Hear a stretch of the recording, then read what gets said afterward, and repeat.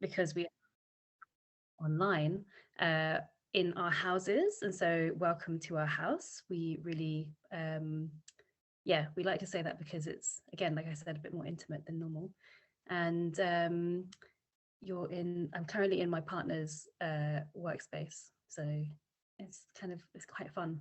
We're going to begin by finding out a bit more about you online. And to do that, next slide, Noni has created, as always, this kind of quite fun introduction, which is a chance for you to decide which of these carbohydrated items would you be if you were any of them. And let me know if you don't know what some of them are, and I can tell you. But maybe I'll start, and then maybe Noni, you could also then follow up.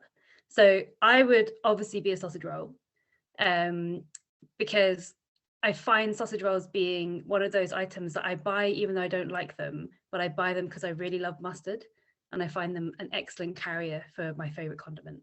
And so I eat them all the time. So I would definitely be that. So thanks and especially the vegan Greg sausage rolls, which are like one of the best things in the world. Noni, how about you go next? Hi, my name's Noni and my pronouns are they, them. If I had to be one of these, I think I would be the injera, which is the one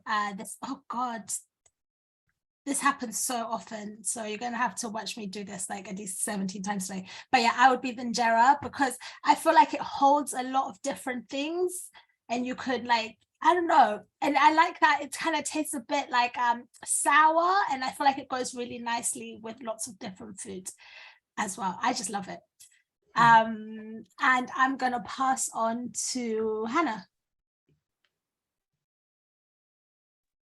Oh, this is tricky, and I just want to eat all of them. I think today I'm a croissant. I think like the wrapped around and round and smushed full of like gooey goodness is kind of how I'm feeling today. Who knows what that means in practice, but I'm feeling a lot of affinity with the croissant. So that's where I'm at. It's probably the cold weather outside as well. I'd really like to be wrapped up in a croissant. That's what's going on. I'm going to pass on to Rowan. Hey. Hello, thank you. I'm Rowan. I was just trying to make a decision, but now I have to do it on the spot. I think at this second, for similar reasons, maybe I am a naan. I enjoy a good sauce vehicle, and naan can both be pre-sauced and a vehicle for sauce. And that garlic one looks particularly tempting right now. And now I just want tasty warm foods. Very distracting, isn't it? Yeah. Just a wall of carbs. Yeah. I will pass. Sorry, I'm just clicking through. I will pass on to C. C. Gordon. You're also going to hear my toddler in the background. We're preparing dinner. I'm Caesar. So happy to be here. I was going to say croissant because of how long they take to make and how long they take to rise, and I'm feeling very slow. I'll pass to Dan. Hi everyone. Yeah, I'm probably about 8 or 9. Busy day. Could probably do with not staring at a screen, but I was really interested, so I'm kind of glad to be here. And definitely going for the injera with the Dorawat in the middle. It's part of my culture, so very, very happy to see that on there. And yeah, big ups. I'll pass on to Jess. Hi everyone, thanks for having me. Today I think I'm just butter on toast.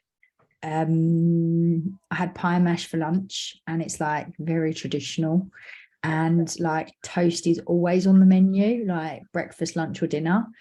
So yeah, I'm just feeling like a basic bit of toast today. So yeah, that's me in a nutshell. Who can I pass on to? John, can I pass on to you at space 4? You can, and that's useful. You know my name, which is not on the screen. So yeah, I'm John. I'm actually going to break the rules because I had something that blew my mind the other day, which was a cross between a panettone and a donut.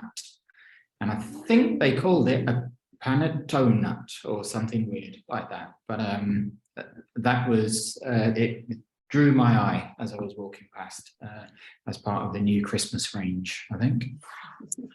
I'm scanning down the list. Who have we maybe not heard from? Have we heard from Karim? Hey everyone, I'm Karim. Karim, sorry. That's right. Yeah, I think looking at these, I would probably have to say a naan too, because yeah, it does look really tempting with the butter and garlic on there.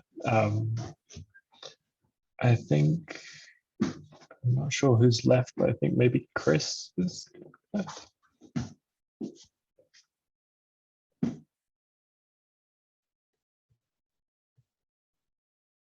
Yes, I think Chris is the last one.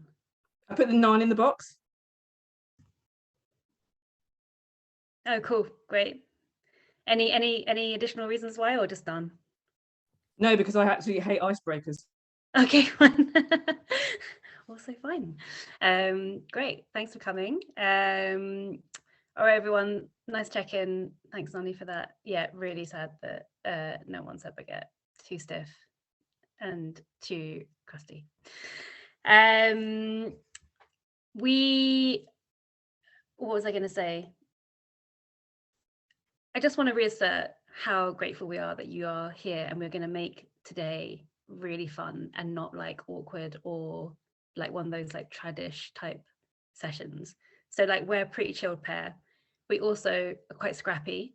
You'll notice this, although the slides obviously look really beautiful.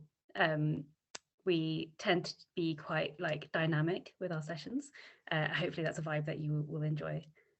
So yeah, let's do this. So we've got a few things that we're going to take you through today. You've come to a session about how co-ops can be a tool for racial justice. I feel like a few people in the crowd already know the answer to this, looking at you, Caesar.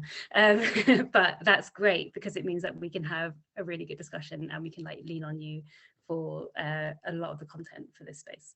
So we're going to look at what is a cooperative and what do they have to do with racial justice. We're going to look a little bit about the legacy of cooperative development in Black and people of colour communities. We're going to start by doing that from the US and we'll explain why, and then we're going to talk a little bit about the UK a bit later and like more internationally, but just so that you're aware that those examples will come. And then we're going to explore a little bit about how to support Black and people of colour communities to develop cooperative and collective ownership of assets. And I'm going to give a little bit of history at the beginning around like the economic system and how we enter into economics, just to give you a bit of sense of our, I guess, politics and analysis of the context we're in. And I think the next bit is, yeah, I mean, we'll have a little break in between. We might finish before 8. We will definitely finish at 8. We will not go over. And yeah, we'll, if you need anything, just let us know. I think that's everything. Nani, on to you. Hey, so you're all here to think about cooperatives. And so I feel like a really good place for us to start is like how me and Guppy came to cooperatives. So we started Decolonising Economics about 5 years ago.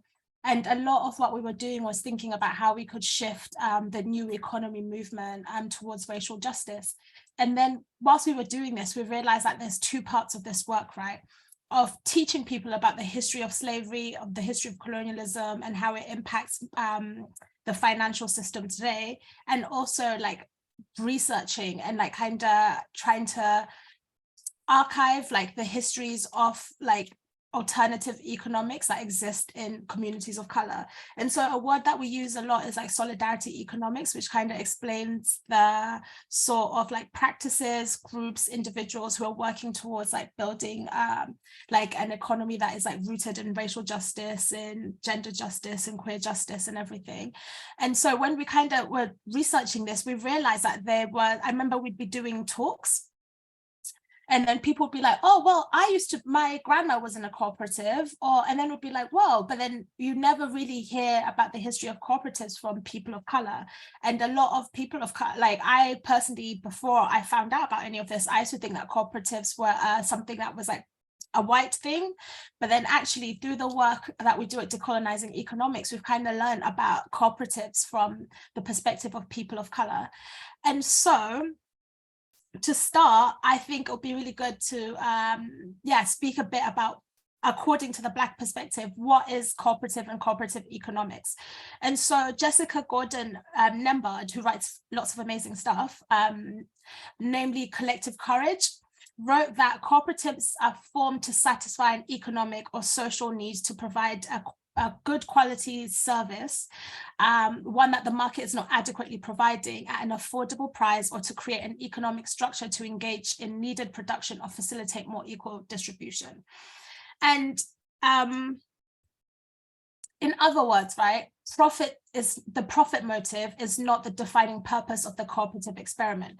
And we tend to define the current economic system as like the extractive economy because it exists to exploit and exists to like hold power for a select few.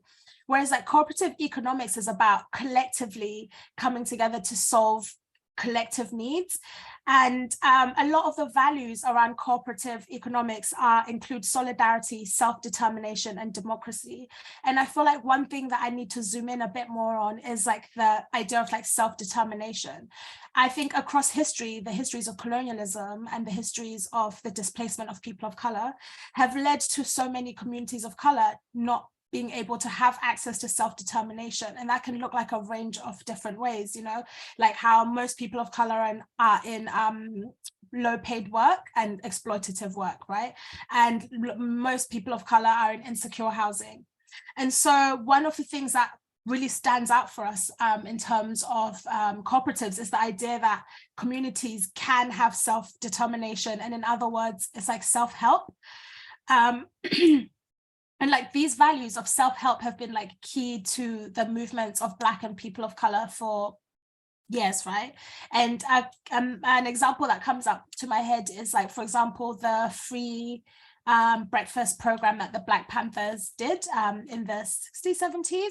And one of the quotes I remember from that is just like, you know, like, what was it? It was like a group of like Black people coming together to make sure that no one was hungry. And even that simple need is something that kind of, and the creation of a free breakfast program is like tools towards self-determination as well. And in a really great piece of research by Africans in diaspora talks about how you can understand the history of like cooperatives or like cooperative economics and to be broken down into three like categories kind of. I mean, there's probably lots, but then they talk about like one of those practices is reclaiming the land. And this is really important because like lots of racialized communities do not have access to land or to space. The second one is collective savings. And with collective savings, it's really important as well because many racialized communities don't have access to loans and don't have access to like funds that they can, you know, like even like business loans, it's really hard to get access to capital. And so like collective savings kind of look like, this was one of our favorite things to talk about when we first started as well, around like saving circles, for example.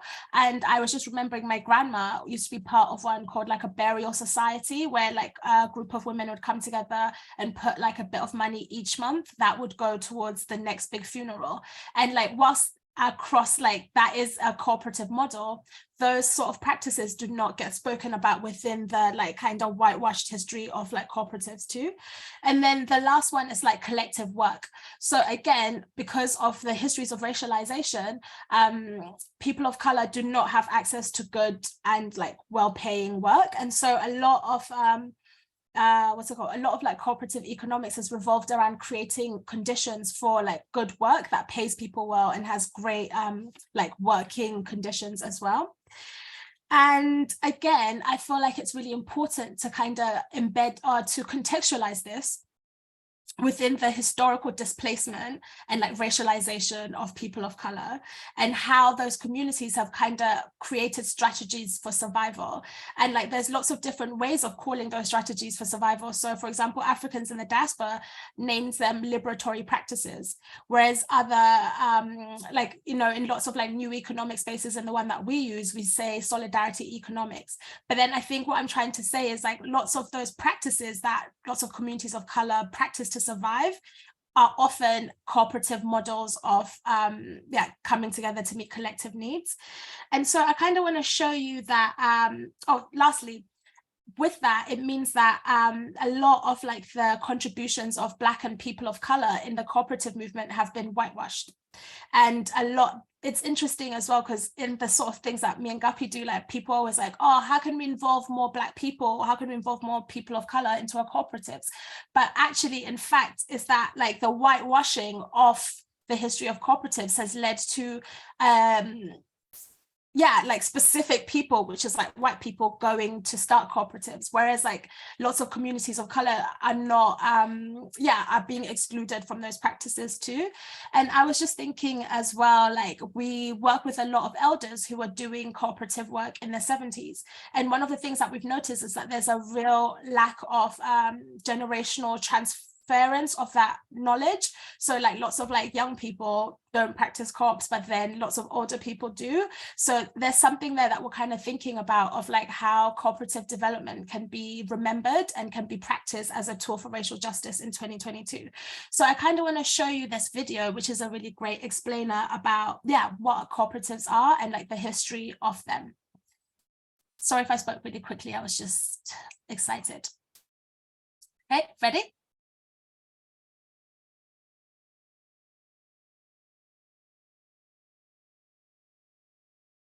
Oh, the audio is not coming through. None. Sorry? The audio is not coming through. Oh, maybe it goes through my headphones. Hold on a second. How's that? Right. So definitely for slavery, we're talking about informal cooperative economics, so not an official co-op business or something, but just collectively raising money to buy somebody's freedom.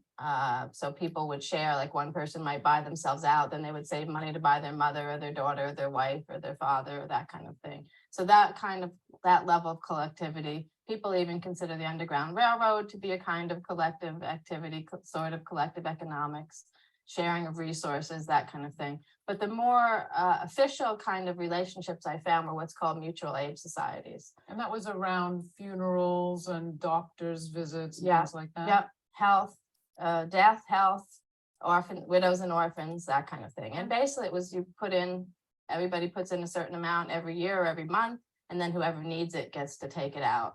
So going forward, what's the next big chapter or moment that you look at in the book? Organized labor then is the next group in the 1880s. So this is after Civil War. We have a freed population. And some of the unions, a lot of them are not including Blacks because they don't want the competition. And they're also, many of them would be racist. But there are some that see that as long as the working class is divided, they're not going to make it. So Knights of Labor is my best example. And for a 10-year period, they were doing integrated unions, which were promoting co-ops, both worker co-ops and farm co-ops. And that's very interesting because in these days, there's an assumption or a presumption that there's a distinction or there's a opposition between trade unions and co-ops. So members of trade unions often say, well, why would I want to be part of a? So I overplayed it, I think, from the last bit. It was supposed to be that first bit.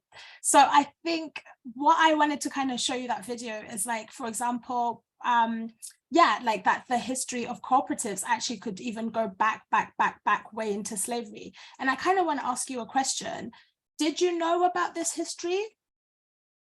Anyone want to unmute themselves and say whether they knew about it or they didn't know about it?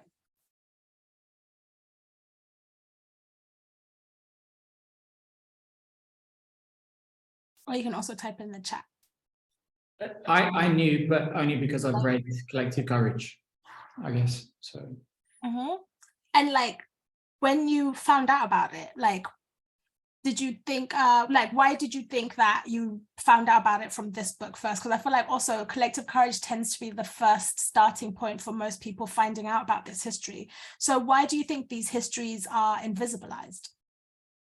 I think when I read Collective Courage, I guess it helped to, it was telling a story that made sense to me, I guess. Mm-hmm.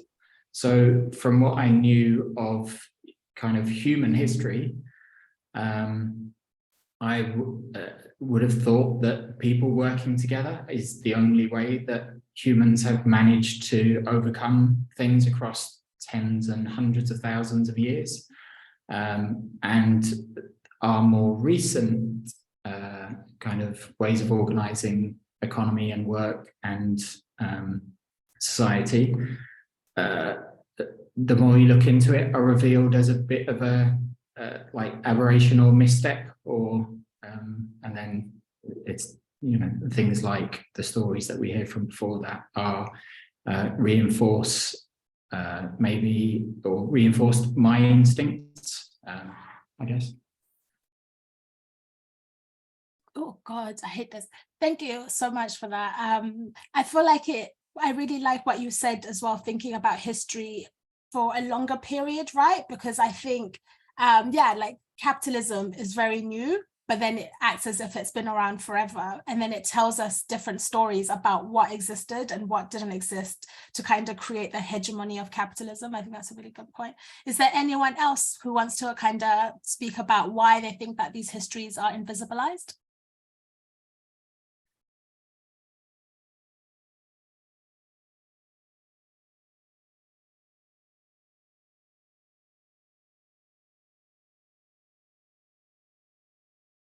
Come on, one person, just a little one. I'm happy to chime in. I'm not sure I agree that they've been invisibilized. I've witnessed this firsthand in New Orleans, like when there's been a lot of trauma, like for example, like with Hurricane Katrina, like people needed each other. So like in response to that, there was something called the Cajun Army. And yeah, a lot of people kind of get together to make sure that everyone had like the right resources, and it was like very community driven. I think the street musicians do it as well, like where there's a lot of need, and like definitely a lot of poverty. Yeah, so this is the first time I've come across like this narrative in particular, so I'm really interested in learning more. And I also think that I might be wrong in like invisibilizing stuff, like, but that's just my initial reaction. I hope you don't mind me sharing that difference. So yeah, I think that's that. No, I appreciate that. And I think it's really interesting because me and Guppy have this conversation a lot about the visibility of solidarity economics initiatives quite a lot in the USA. And then in the UK, there's not a lot of like archiving. I mean, it's there, but it's just very, very hard to find. And we've kind of found it through oral histories with the people that we work with. And so like we look at the US a lot for great examples of how these things are practiced. And then, yeah, even though I definitely see a lot in the UK, but I just don't think it's framed under the umbrella of like cooperatives or like solidarity economics sometimes, but yeah. Is there anyone else who'd like to talk about why? Oh, God. Yeah, I mean, what I was originally going to say, and I think you kind of touched on it then, is just about like terminology and like a lot of things that you've just talked about. I wouldn't have like read about them, like kind of the mutual aid support and like even just the Black Panther kind of Breakfast Club. In my head, that I hadn't put two and two together of like seeing, maybe it's just my like more narrow definition of what I think a cooperative is, whether that's UK centric and it's not, and whatever it is, but terminology came up massively, and I guess I'm like willing for that and probably will be expanded by the end of this. So. Thank you. And yeah, I think the words that are used to describe stuff are just very confusing sometimes, or like you feel like they apply to something, but then they don't necessarily apply to something. And that's what I kind of really liked about the Africans in the diaspora research, because they've kind of talked about cooperative work and like savings, whatever, as like liberatory practices, because sometimes it's like the practice and like those practices have very different names, right, in different contexts, and it's just, yeah, it's quite contextual as well. And I feel like what also has been brought up as well is like quite often the mystification, the confusion, or like the lack of accessibility of those things also sometimes upholds the hegemony of the capitalist system, and also it upholds the hegemony of like whiteness, right? And like the stories that the history of like race has told us about what exists and what doesn't exist, and also influences about like where we look. And so a lot of things that we've been thinking a lot about at Decolonizing Economics is that, you know, like economic history quite often tends to be very whitewashed, which therefore excludes or like hides a lot of really great things that exist that don't exist within whiteness. And also those things tend to be like oral histories because they're not really recorded anywhere, or like recorded in very few places and very hard to find as well. But then I feel like I'm kind of going into the next section a little bit, which will kind of talk more about like that, like why are those histories invisibilized, and like what does it, who does it serve, and why does it, yeah, what's the purpose in general. So I'll just pass over to Guppy. Thanks, Nani. Yeah, so we, as Nani mentioned, we started back in 2018. That was like our first workshop. And back then, that far ago, it was actually much harder to talk about like the intersection between the economic system as an ideology and the history of race as a social construct and the ongoing structural inequalities that exist today. I feel like in the transition of time through 2020 and like the pandemic and Black Lives Matter, that narrative is a little bit more familiar to folks. So whereas back then you would have got a lot more of like, this is what the colonial history of Britain is, and like this has been the impact in the economic system. We do a little bit less of that, and we will do a little bit less of it here, but I still think that it's useful for us to return to some of that information. We are, after all, decolonizing economics, because as Nani mentioned, we're also grappling with this idea of whiteness and how it shows up and plays within spaces that we try and organize in. And because we are talking also about cooperatives and economic democracies, we are looking specifically at a construct of whiteness that maintains wealth and power, both at a material and an intellectual and like bodily level, I suppose. So we're just going to go through some of our bread and butter stuff around decolonizing. So what is decolonizing and why do we do it? One of our favorite lines that we like to use is to decolonize is to contextualize. And we use that as a way to think about how often the economic system is something that is perceived as like very natural and like, you know, something that we don't really have control over. It's just, it's a kind of science. It's been sold as a kind of science that like you move one thing here and that happens. But the economic system is completely created through a set of principles that are held in whiteness and maleness and able-bodiedness. And so they play out in those ways. So we offer a bit of decolonized history, but also really one of the things that we struggle with a lot is because whiteness and things that have been decolonized are like quite invisibilized in the system and seen as the norm. So to be able to review how the constructs were created and embedded into the economic system enables us to understand the context we're in today and sort of unpack them with more consciousness and interrogation. So decolonizing is the process of identifying and undoing colonial practices within the system. So that could be any system, education, music, fashion. I've even looked at things like fermenting and bread baking. But we're focusing at the moment on the economic system. Colonial being a set of ideas and actions about our relationship to land and each other that have been used to justify the accumulation of private wealth in many forms. So in order to decolonize, we must first understand what the process of colonization was and its impacts on the systems and structures we are engaging in today. And I think because, particularly in Britain, although when we look at Europe as a whole, I think the narrative is more open in Britain than it is in other countries. Still, British public attitudes towards the empire are relatively positive. So 60% of people, and I think this is a British attitude survey from like 2020 or 2019, thinks that colonies were left better off as a result of empire.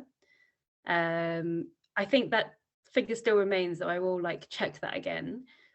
And in other European countries that also held empires and colonized other countries, the greater proportion of people are more ambivalent, but in a way that is also quite telling that the histories have been so hidden that people don't even have an opinion on them, and they don't see them as playing a part in the everyday issues that they face, be it the climate crisis or movement of people, or housing, or job insecurity. So what happens when we decolonize the economic system? So as I mentioned, the economic system is human-made, and decolonizing it helps us situate the creation of the economic system within its own historic set of processes and relations. It is uncovering the history of the economic system that enables us to better understand how structural inequality comes about and how it operates, and why it is by no means inevitable, but an outcome of the economic system by its very design. And decolonizing also invites us to interrogate the narratives, attitudes, and beliefs that influence what we value in society, and therefore where we see patterns of wealth, privilege, and power. And for this, what we do is we often introduce you, or we will, and we can at the end send some stuff to, Nani mentioned the extractive economy, a framework called the Just Transition Framework, which I don't think we have on the slides today, but that's fine. Because the economy is man-made, the current economic system functions to extract from the earth and exploit people in order to create private wealth. But the economic system could function to see the land as sacred and see the people as deserving of care, well, see all living beings as deserving of care, and function towards regeneration, sustainability, equity, and justice. And we have a job to do of moving ourselves out of the extractive system towards a living and regenerative one. And the process of that requires us to really interrogate how colonization has shaped the way we think about how that change happens. And so we refer to something called the colonial mindset, which is basically the values in which we have been told that give us a story of why certain things exist. Yeah, there we go. So the portion of a system that is built on white supremacy, in which our values shape a worldview that has been influenced by our dominant narratives around other marginalized groups because of what the system requires us to accept as normal in order for us to relate to one another, and therefore to justify the sheer levels of inequality that we see both at a global level, but also in the UK. What we love to do is to just read out a quote from one of our pals called Nim Ralph, who is a queer, disabled, trans, racial justice organizer, and many other things as well. That we feel, this is actually an interview from a blog, which we can also share later, but I'm going to just read you this quote because we feel it just unpacks some of that stuff really well. So they say, "I think that there are real parallels in the way that humans extract from the planet and create borders and control to police populations in service of profit, and the way that humans extract what they need from the bodies of people and create borders between our bodies and control us in the service of profit. Many of the ways we understand and categorize people in the modern world were constructed explicitly by Northern Europeans in order to justify their project of global dominance and wealth accumulation via the industrial capitalist system in the 19th century.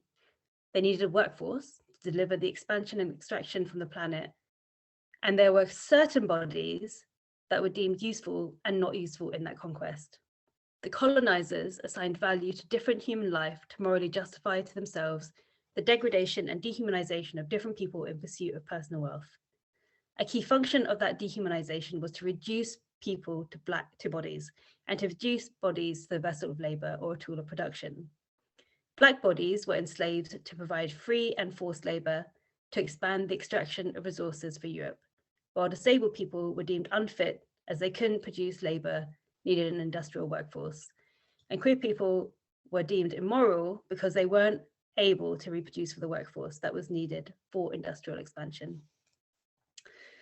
So that is just a little, I mean, normally we would unpack this a lot more, but that's just like a little insight into the stories that actually are probably still very familiar to us around specific groups of marginalized people. But what we don't know often enough or remember often enough is that those ideas are social constructs. So the ideas of gender, the ideas of race, the ideas of able bodies are all social constructs. And so they don't actually exist, but they serve a purpose in maintaining inequality. And that is really important because for us, when we talk about using co-ops as a tool for racial justice, not only is it important to respect and understand and uphold the histories of cooperatives and collective ownership in Black and people of colour communities, but in the practice of trying to invest in that work and in trying to bring it about as part of our practice of racial justice organising, we also need to be conscious about how whiteness has told us stories about certain groups of people, and so how we enter into those relationships with marginalised groups should be based on an understanding how colonialism and colonial history and colonial violence has really created a set of dynamics that are very complicated.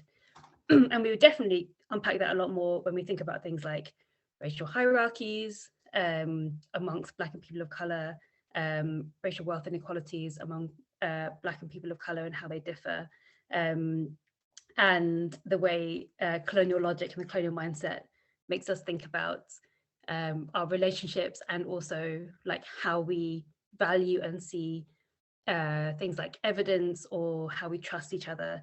So there's loads of stuff there in that we can bring out a bit later, but I just wanted to sort of offer that to you as something that is always in the background of our work. And I think also something that for us makes us different to like a diversity and inclusion workshop, which feels really important to say. This is not just like, it would be nice for you to invest more in like a certain group of people. It's like, for us, it's like materially fundamental to transform the economic system in all its intersections of oppression, not just around racial inequality, but beyond that. And so one thing you might also be familiar with is the terminology that Bell Hooks used to explore the system, which is when we say we are living in a white supremacist, imperialist, capitalist patriarchy, we therefore can talk to all of the systems of power that are have overwhelming control of the vast majority of wealth and power in this world, including material wealth and power to determine the narratives around other people. So again, the decolonizing economic system is important because it not only helps us to interrogate the conditions that maintain structural inequality, but also enables us to identify and seek solutions outside of the mental framework and shape our practice. Again, which is why we're always looking to the leadership of Black and people of colour when we think about co-ops, collective organising and moving out of racial capitalism, not because we're tokenizing, but because that is actually where the solutions lie. And that, again, feels really important to say. I've actually got 5 minutes left. I'm done. I think that's the last slide. Is that right, Lonnie? Yeah, colonial mindset. And then that might be it. Then a break. So just because we have that extra 5 minutes, I wanted to check if anyone had any questions, and I'm happy to answer anything that's come up in this first bit before we go for a break, and then we'll move into the second section. Or any, not just questions, like, has the first half provoked anything for you that is familiar? I suppose it's probably useful to add.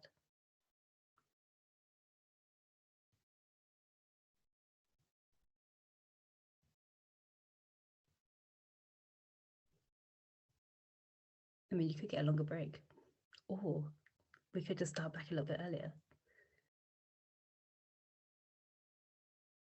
Caesar? No, really, thank you for the first half. It's such powerful and beautiful presentation. And I think very few of us are under the delusion that our current system is working for.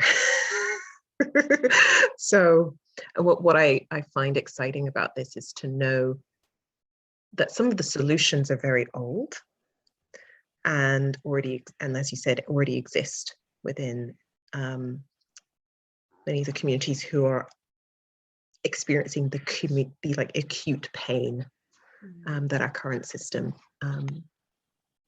causes. So more of a comment rather than a question. Great, always welcome. Thank you, Caesar. For those of you who don't know, Caesar is actually a pro at this work, so we're really honoured to have her here. I want to say like one last thing before I think we will go to a break, just because, you know, why not? We don't tend to refer to some political ideologies around, like, you know, when you get stuck in this thing about like capitalism, socialism, Marxism, whatever, we don't tend to refer to that, but obviously there isn't there's a backing of some of that political ideology and theory. What we feel we've seen for a long time is, particularly in the UK, a real reliance on like lefty socialist spaces dominating the conversation around like the state providing, and the state being the place of provision, of collective provision. And I think it's probably not news, but obviously the state has been incredibly violent since the point of empire to many Black and people of colour and other marginalised groups for a very, very long time. So the idea that some Black and people of colour communities would invest in pushing for state investment and public funding is a little bit harder. I'm not saying that you would move then all of our attention to just creating collectively owned entities, but there definitely feels like there is an imbalance, a significant imbalance in like where wealth and resources exist and how services and support and assets are shared in terms of like ownership models. So I guess we are advocating for equity in that to some extent, so that self-determination can exist outside of state determination, given that currently our state is, well, has been crumbled and has been crumbling for some time, and probably won't exist for much longer. So we are doing preparation work that, as many have mentioned, the US have been undertaking for a long time because they've been in severe lack of public funds since the creation of the US. All right, well, that's just taken us a time. So let's take a 10-minute break. We'll come back at 7. I know some of you have to leave at 7, that's absolutely fine. We're recording, so you can catch up with the recording later. We've got some really exciting explorations of different collective ownership models that we can explore and get to chat more about it. So see you at 7 o'clock. Yeah. How do I make it hard? Weird how you can use this like 50 times and still just it will do something you don't want it to do. Like, why is it not going full screen? Anyway, let me stop complaining about it. So I hope you enjoyed. Sorry, I'm gonna keep on doing this. I warned you at the beginning that me and slides just don't get along very well. So welcome back. I hope that you enjoyed your breaks. We're going to go into the next section, which is thinking more specifically about, we're going to like do a deep dive into like specific examples of like cooperative economics in the UK and what we can learn from those cooperatives in the past to think about the present. And I kind of wanted to start by like, I really like this question of like, what if the economy was not meant for your survival, what would you do? Because I feel like it really touches on what was mentioned earlier on like the idea of need and like collective needs, right? And if across history you have your needs have been like defined as unimportant or as not helpful, I think it's really interesting how like lots of communities of color actually exist within crisis, and a lot of these cooperative economics actually come from that context of crisis, as we were talking about before. And so what I'm going to do is I'm going to get you to do a little exercise together, but then before we do that, I'm going to show you a video. Again, it's our favorite, Jessica, love her. So yeah, I'm going to play this now. Oh, no. Has done this at every stage and stage, and really every group in the world has done this at every stage in history. They've needed co-ops to help, especially in marginalized cases where you're left out of the mainstream, to help you either create a living, do alternative work because you're not allowed in the mainstream work, that kind of thing. So throughout our history, the 30s during the Great Depression, with no jobs, no work, no money, no food, right? That was a huge proliferation. And then again, in the 60s and 70s would have been a huge proliferation for Blacks, because it was both the consciousness of that we need to do something for ourselves, and also the actual economic need that we can't get the food we need, we can't do the kind of farming we want, we can't get the loans, right? So the co-ops really were providing food, loans, work, healthcare, any of the things that they really either couldn't get or weren't getting adequately. And you were kind enough to talk to me right before I took a trip to Jackson, Mississippi not so long ago for a story that's just out in Yes Magazine. And when I was there, I was lucky enough to interview people who'd been part of some of the co-ops that, that you've researched. I don't think this bit is useful. But anyway, I think what we're trying to emphasize is the idea of the needs that communities are facing and how cooperatives have often been a tool to meet those needs. And I find it kind of interesting in our current political climate as well, with the, with the cost of living crisis, with the food poverty. It's interesting to see a lot of cooperative economics kind of come back, right? And lots of things around mutual aid because of that need and how we're collectively responsible for meeting each other's needs. And so I kind of want to think about what that would look like and what we can learn from the past about bring back these things today. And I was actually looking before doing this workshop on mutual aid networks in there's this really great map of different mutual aid networks that exist. And it was just really interesting because very few of them actually exist within racialized communities. And I think I live in Walthamstow, and Walthamstow is very white mummy central, and there was 50,000 you know, and I was just really interested in that too. So I'm going to put you into pairs because we've got less people, and in your pairs I want you to look at the specific example, because there's 3 groups, and there's for each one is again collective savings, collective work, collective ownership. And then in your pair I want you to spend a couple of minutes watching or reading the specific resource that you have. And then I want you to answer a couple of questions, which are do you see these practices being used in 2022?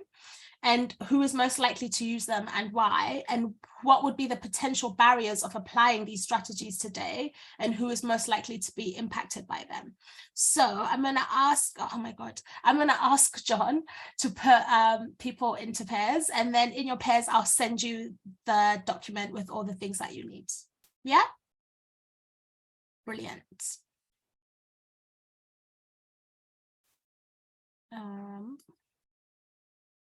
And so it was a document.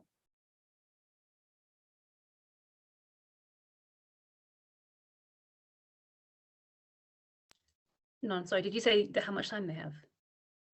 No, I didn't. It's on the document. Me. Yeah, so it's on the document. So altogether you have, let me see, 15 minutes of reading and discussing. Yeah.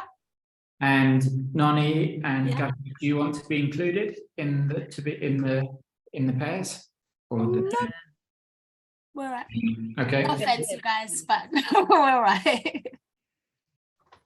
And here's the document as well, so you can have a look. And then I will message in each group which group that you're part of, which one you should be focusing on. Yeah.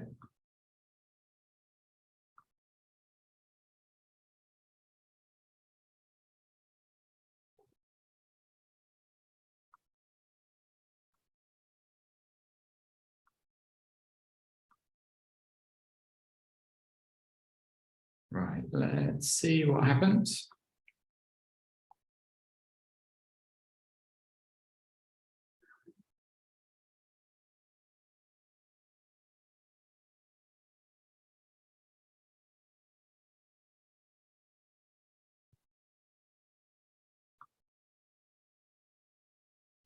It's not immediately obvious how I can assign myself. I think I just realized that people need to know which group they're in before. Maybe let me do a broadcast actually.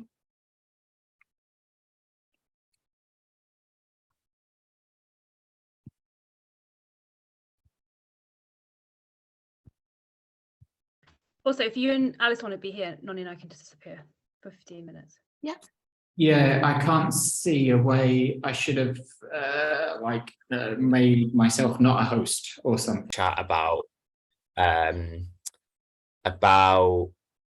cooperatives and this like expansive definition of cooperatives, and I was kind of, I guess, reflecting on my experiences and like kind of talking about like spending time in Ethiopia where my dad's from and spending time with family and really seeing like sort of mutual aid and collective savings and like contributing being is all is just a kind of just an integral part of the community there, but never being labeled as like a cooperative value. It's just the community, like it's just how people survive, and I guess it's part of that kind of survival response in some ways. And I guess maybe you could like look at it through a lens of kind of like scarcity economics and all that stuff, but then like reflecting that back onto like the community and a sense of kind of cooperative values in the UK. I think I found that it's very different, and like different community, it just the kind of, I mean, community is such a pluralist term, isn't it? And like everywhere in the world, it's seen differently. And I think trying to like unpack and understand the nuances of what that looks like in the UK. And I guess just, there's a lot of stark comparisons, but maybe lessons to be learned from other communities and all that kind of stuff. But yeah, it was very interesting, basically. Just had a chat. Thank you so much. And I feel like the question that I kind of want to ask you as a group, oh my God, sorry, you as a group is like, what do you think like the use of like credit unions could be in the current economic climate that we're in the UK specifically?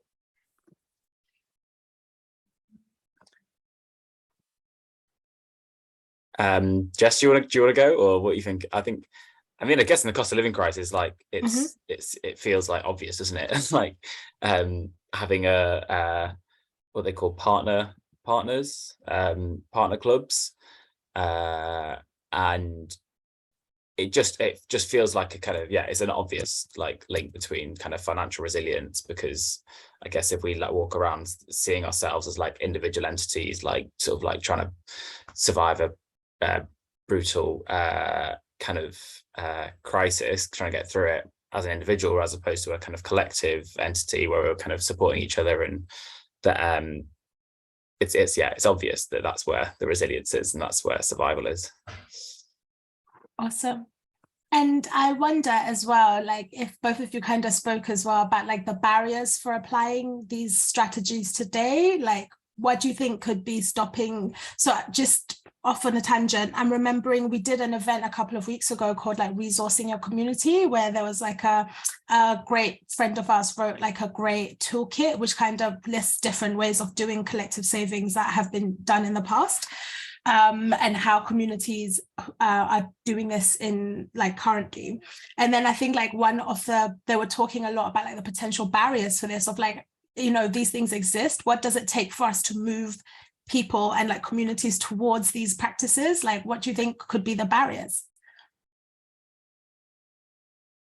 Dan, do you mind me chiming in? I think, yeah, bureaucracy and like the state of like even like creating something new. I think one of the other reflections we shared was around like cryptocurrency and like the decentralization of power around that, and like how people are trying to move people power and like navigate in a way that like does come away from like these colonized structures that do create separation. And even like being part of like crypto, like that's people on their laptops in their room on their own. Like, I think we have this real disparity of community, and yeah, I wish I had the answer. I don't, but it's a really great question. And I was really lucky, like I was grateful that we accidentally stumbled like across this article, because it's like, wow,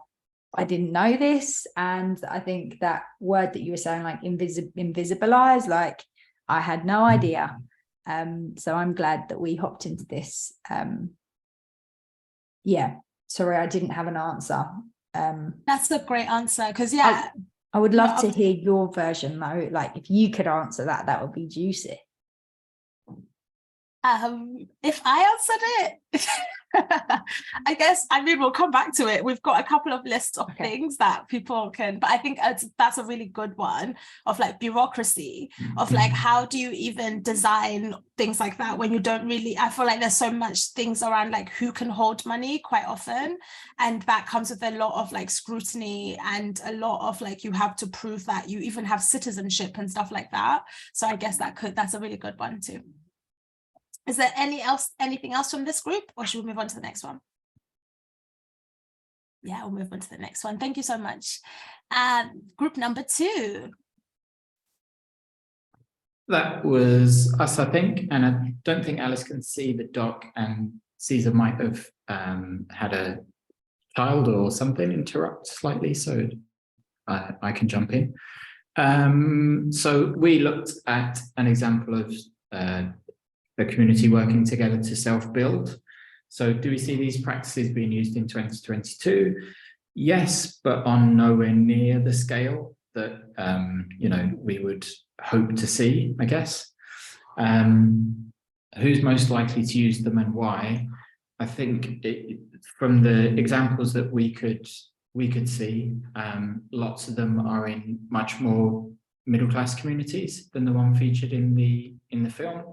The film was from 2006, I think, and I can certainly remember from growing up in East London, there were similar kinds of schemes back in the late 70s, 80s that I remember, and some of my parents' friends and people that they were involved in various groups with were involved in similar kinds of things. But certainly, seeing that collective work to provide housing is one of the things that you, across the world and across history, is probably one of the most kind of fundamental ways that people come together to work together and look after each other. And it's at the core of what the co-op movement, you know, the modern co-op movement is supposed to be about. Housing just doesn't feature in the way that you'd hope it would. Potential barriers to applying these strategies is just the cost of land and the cost of housing is astronomical, obviously. So that is a huge barrier. And the people who are most likely to be impacted by that are people without the capital to take those first steps. So unless you are gifted a piece of land, which doesn't happen very often, you can't take these steps yourself. So yeah, I think even thinking back to those schemes I can remember as a child in the 80s, housing, you know, in East London might have been 4 times the average salary, instead of now it's, you know, 10, 11, 12. So getting less and less affordable all the time, and further out of reach. Awesome, thank you so much. And I really like what you were saying as well, because, you know, when we're thinking about need, like it seems like lots of these like amazing cooperative like practices are actually not being utilized by the people that need them the most as well. And I feel like that's something that we can talk about later when we talk about like allyship as well. And Gapi will talk a bit about that. And I just think it's really, yeah, the differences in the political climate of organizing is very different. And I was just thinking when you were talking just now, John, of like the last example was going to be about squats. and like collective ownership of squats. And it seemed like back in the day, it was easier to find a place and then squat it. And then I think the laws were kind of different in the past, that if you'd squat for a long period of time, then the building would kind of go to the community group that was like squatting in it. And it's just really interesting that there's not a lot of spaces for people to practice these things, right? And there's not a lot of, and like that is also by a design of the system. So it's a bit of a tricky one of like, how then can we reimagine what this could look like when we are in a context which makes it very hard to do that. And I feel like to kind of go back onto some of the talking points, right? So we said bureaucracy is one of them. And I feel like another really big one is like risk, right? Like lots of middle class communities actually have a lot of room to explore and to create and to try out stuff because of access to resources and just like privilege in general. But then lots of communities of color actually don't have space to practice and to like risk things and to invest time and resources into things that might not work out or could work out. So I think that's a really big one. And I wonder, like, you know, in the current context, how do you think trust could factor into this, right? Of like community building and trust. Do you see that as being like a potential barrier? Especially, I would love to point this question to the collective savings group. How do you feel like trust would factor into kind of building like collective saving pots? A huge amount, because I guess if you've had bad experiences in the past, or if you've had like if you've been, I don't know, lied to, had like someone's abused their power in some way, you've had a crappy landlord, whatever it is, like it's gonna take a lot more for you to trust people and be willing to kind of create a shared pot in that sense. And I feel like that's such a great example of how like the current extractive system kind of pits us against each other, right? So you would not trust someone to kind of hold money because then you'd trust a bank, but then you wouldn't trust another person. And it's interesting, like the ways in which like under the extractive system, we put our trust in like profit-driven things as opposed to like community-driven things as well. And also I feel like another element, especially with the collective working one about like the self-build houses, like there's not a lot of spaces for people to learn these skills, again, unless you have access to time, money, apprenticeships and stuff. So I feel like another element as well of that is like there's a lack of like resources and there's a lack of like knowledge about how to do those things, or that knowledge is like it's not accessible to the people that need it the most quite often as well. And so with that, I wanted to show you like a couple of examples of ways in which we see these things happening currently in 2022. Oh no. Okay, so one of the really great project organization that I see quite like who does amazing work is called Kwanda, and they basically have created a community savings pot that people can pledge money each month, and that money the community, so you can sign up to be part of like join the village, and like by being part of the village, you get a chance to vote for things that you would want to fund. And they fund things across the world and also within the UK. And it's really interesting of like getting people that invest money to also have a sense of like being able to vote and like being able to participate and like make those decisions collectively. And I think they're really great. Everyone should go and join because then your money goes towards like lots of really great organizations and things. The second one, in terms of collective working, so I thought this was a really great example because we work with them quite a lot, and they helped us to make a lot of our illustrations for, like, let's say, what do they make? For our reports, right? What do they make the illustrations for our events and pictures and stuff, and the videos? They do really great stuff. But like RAD is like RAD Mural Collective, a group of artists who have set up as a cooperative to make like public murals, and they're beautiful. So there's this one on the left that you can see is like it's like massive, and it's on this building called 198 Contemporary Arts and Learning, and it's literally the whole side of the building. And what I found really interesting about this is what they do when we commission them. They try and work on a piece together, and they all have different styles, and it's just really interesting of like how you can work on one thing together and each bit like you put something different and it makes a whole thing. And I just thought that was like a really interesting process that you don't really see quite often as well. So that's another example. And then in terms of collective ownership, this one's called Carrag Housing Foundation, which was set up by a really great friend last, who we work with a lot, who is like working around issues of like homelessness for like asylum seekers. And they're basically brought together asylum seekers to kind of design and like deliver a housing project, which is for other asylum seekers. And I think it's such a great process as well of like everyone comes together, decides how it would work, and also comes together from a place of like actually experience of that like issue, and then makes decisions around knowledge around that too. And I thought that was really interesting. So those are a couple of examples that we kind of refer to when we're thinking about like how those practices could exist in 2022.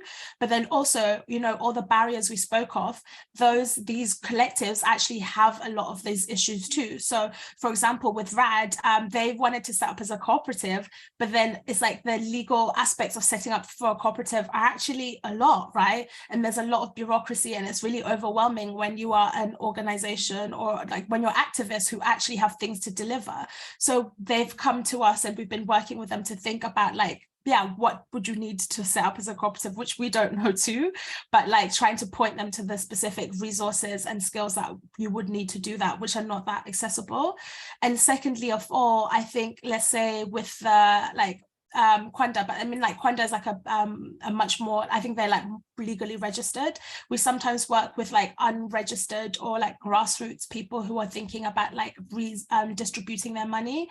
And one of those was like the QT BPOC Hardship Fund, which was set up in 2020 as a result of COVID for like queer people who weren't able to have access to like money because like, you know, jobs and like being put on furlough and stuff like that. And they basically managed to like fundraise like, I think it was close to £1 million that they then redistributed. But again, like the legality of holding that much money and like what you do with that money is something that like is not there's not a lot of knowledge about. And yeah, can be a lot in general.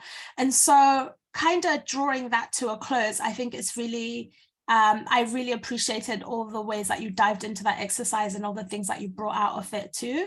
And I feel like on the last bit, it will just be interesting to think about allyship and ways in which, like, you know, what we were saying, how most cooperatives are like run by middle-class people, what it would look like to shift power and resources to these great examples of like cooperative economics in the UK. So I'm going to pass over to Guppy. Cool.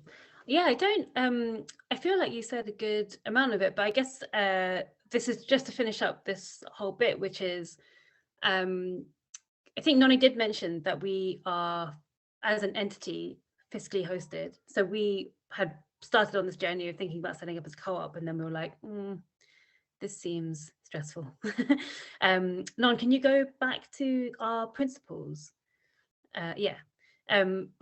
So we're not set up as a legal co-op, but we do have these principles, and we feel that, like, obviously there's the cooperative principles, but we also build in these principles as part of our practice because we feel that they also represent elements of like repairing from existing in racial capitalism, and also trying to build new practices around collective and collaborative work. So it says here, we're collaborative, relational, intersectional, creative, and reparative. And there are reasons behind those because of what the capitalist system like determines from us. And so trying to resist that in all of the ways that we work. And we use these principles to like design our projects, design our events, and think deeply about like how there's only two of us, but there's only two of us, and also we have like an ecosystem of partnerships that we work with, and that's kind of how we hold ourselves in accountability with others. And as Noni was also saying, that like there is a real like deep need for us to be confident around creating new financial systems that maybe aren't recognized in the legal financial infrastructure that enable money to move, but also we've been trying to encourage different groups of folks who are within the cooperative movement to think about what it means to be an ally in terms of infrastructure. So some folks that we've been working with who have been really great have done things like simple things like literally take on the capacity that we don't have to write funding bids or to like do operational elements of our work or to like design the structure of budgets, to take us through like the legal elements of the legal elements so that they take on the risk and we don't have to when it comes to money moving through our projects. And there are many ways in which that can happen, but I think one of the greatest things that like we can hope for in creating more spaces in which co-ops can actually be used as a tool for racial justice, particularly in the UK but also internationally, is to really rebalance like the capacity and resources that are available in order to make that happen, and also to not necessarily see the outcome as like more Black and people of colour run co-ops that are legally represented under Co-ops UK, but more Black and people of colour run initiatives that hold cooperative principles and collective organising principles. So that's that really. And then was there, oh yeah, I think there's a last slide, which is the next one. If you have any wealth, then please move it and redistribute it, because there's a lot of money out there, and any small amount often helps, and you'll be surprised at how much groups can make out of a very small amount of money. And we often put that in because we were crowdfunding last year for the program we're about to run, which is basically on solidarity economic initiatives in Black and people of colour groups. Great, we have ended 15 minutes early. We are happy to take any questions, and if when we're gone through questions or comments, we can wrap up. And then you can, I think, yeah, great.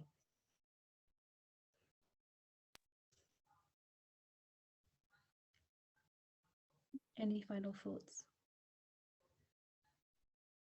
I know Alice is traveling, so we won't hear from her. It might not be a final thought, but where can we find out more about your work? Have you got other events on? Have you, like, what are the things that we can keep our eyes peeled for?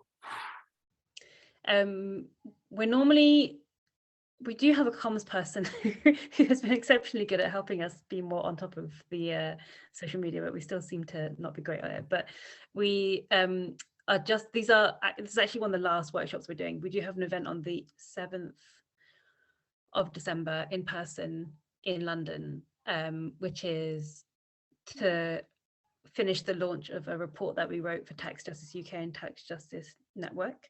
And that's on the kind of other part of our work, which is more around analysing colonial history and embedding a strategy to transform that work within mainstream organisations. And so we're looking specifically at tax with that, and sort of interrogating the history of it. So it's a little bit separate to this work, but it's still part of our overall work. Very welcome to come to that and just learn a little bit more of that background. We do have a Twitter, which is at Decolonising E, and our Instagram is the same as well. And our website, decolonising-economics.org, it has some of the more recent event recordings and writings, which are on the resources page. And I really recommend you to check out our resources page as well, because yeah, just building off what Guppy says, is really popping, and we've put a lot of like work into it recently. So for example, like there's a report that Guppy wrote, which is called Tax as a Tool for Racial Justice, and it's a really interesting read. And there's also like the Resourcing Your Communities Toolkit, which I spoke about, that our friend Zara wrote, and is being hosted on our website. And a couple of the videos that we have, we did an event series last year called Decolonising Futures, which talks about like, the experiences of the economy and like the things that people who are on the margins of the economy are like working on. I didn't say that well, but like there's one on economics of queerness, there's one on reparations, there's one on disability justice, and it's just really great to watch, and it's on our website as well. There's lots of cool things that you can check out. So and Chris is asking about hidden histories of Black and people of colour co-ops in the UK. I know that there was, so Caesar will know this more specifically, but AIDS, where I think wrote an article about Black Black Co-ops in Manchester. Nani, you had a few things from the archive that you were exploring as well. Which archive? I'm trying to Padmore, George Padmore. That's it. George Padmore had some cool archives of stuff. I think a lot of it was around like the schools move, like when parents started opening bookshop, the Black Parents movement. And there was like lots of really cool stuff around like how Black parents like were fundraising to open like Black bookshops and like supplementary schools and stuff that were like cooperatively owned, which was really cool. I'm trying to think other places. Yeah, we really try to look for stuff. So if you see anything, please let us know. We worked with this really great person called Adote Bing Papo, who started the African Credit Union. I'm not sure what it's called, but like that was really interesting of like speaking to people who were maybe more involved in organizing in the past. Like I think Adote is like 60s, 50s. I don't want to guesstimate wrong, but he's elder. And I feel like one of the things that we've been doing quite a lot is like just speaking to people who were organizing in the past and trying, because there's so much history, it's just not archived or like written anywhere. So yeah, asking around and chatting to people is a big one that we do.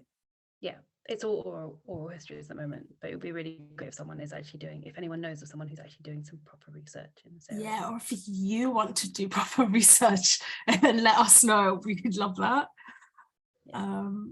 Yeah. Okay, I've just put in 2 articles in there for you. Any other questions, reflections?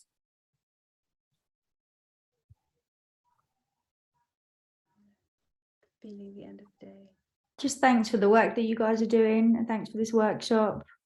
Yeah, really appreciate it. Like I'm really into the psychedelic assisted therapy movement that's going on around like mental health and like healing, and obviously that has a lot of connections to like decriminalizing nature. And it sounds like if you haven't already reached out to them, you definitely should, because you're singing from the same hymn sheet in so many different ways. Like yeah, I think that's all I've got to say, but just deep gratitude for the work that you're doing. I found myself working in a co-op for the past 9 months, and yeah, just really grateful to be like learning more about what I don't know. And yeah, big thanks. This has been great. Thank you. Thanks, Jess. Thanks for coming as well. Go on, Caesar. No, I was just going to say thanks as well. And how can we contact you directly if there are, you know, because I imagine in this room there's probably space for collaboration, and or even just for people who want to tap into your knowledge more. What's the best way to reach out to you? Just put our email address in the chat box, and yeah, that's the best way. Do be patient with us though, we do only work 2 days a week. So we will get back to you. We just sometimes are a bit slow, especially at this time of year. And I also feel like this might be a really nice time to talk a bit about our program that we're planning. What do you think, Api? Yeah, go for it. So next year we're running a program for Black and people of color cooperatives, or people. They don't consider themselves cooperatives or solidarity economics as people from all the different parts of social justice. So we've got healers, we've got artists, we've got writers, academics, researchers, whatever, and we're bringing them all together to kind of spend time making those links between the work that they do and solidarity economics, but then kind of under the umbrella of like rest, because we feel like lots of these people are doing such amazing work. It's just not being like resourced or like seen as like the solutions we need to build like a just transition. So we're going to be doing that over a year. And alongside of that, we're going to be doing a couple of events around these sort of themes. So there's going to be lots of really cool and exciting things to take part in next year. So follow us, email us, stay in touch. And special thanks to Space4 for hosting us again in their program. And yeah, if you know them well, they're having a party soon. So just get in touch with them so you can enjoy that. Yeah, absolute pleasure. There's a few events on the website at the moment. There'll be ramping up even more now that the refurbishment is almost finished. So there'll be more events January onwards.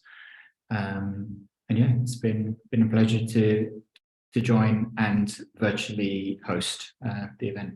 So thanks to Guppy and Noni and everyone who's attended and participated. Thanks, everyone. Thanks, everyone. See you soon. Have a great Thanks, evening. guys. Have a good night. Bye. Bye all.